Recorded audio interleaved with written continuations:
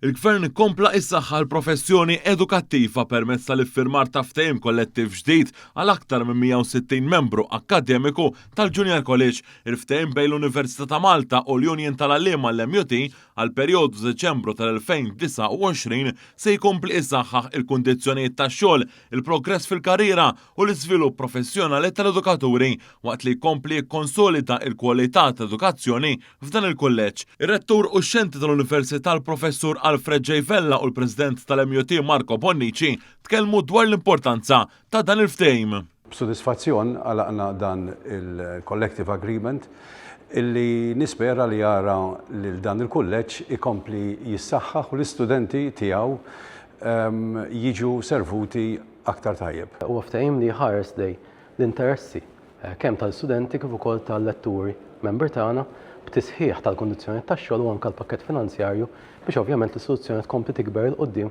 u tkompli tagħti l-frott li huwa it-tagħlim tant meħtieġ għall-istudenti. Preżenti għall-iffirmar tal-ftehim kien hemm il-Ministru responsabbli mill-Edukazzjoni Byron Camilleri. L-ewwel ftehim kollettiv, l-ewwel titjib fil-kundizzjonijiet u drittijiet tal-ħaddiema fil-qasam tal-edukazzjoni għal din il-leġislatura. Li permezz tiegħu ser igawdu madwar 160 lettur fil-Junior College li fl-aħħar mill-aħħar ser iwassal ukoll sabiex ikonna ħaddiema aktar stmati, ħaddiema li ninvestu aktar fihom dawn il-letturi, però mbagħad finalment jagħtu servizz aħjar lill-istudenti tagħna lil mijiet illi ta' kull sena jgħaddu minn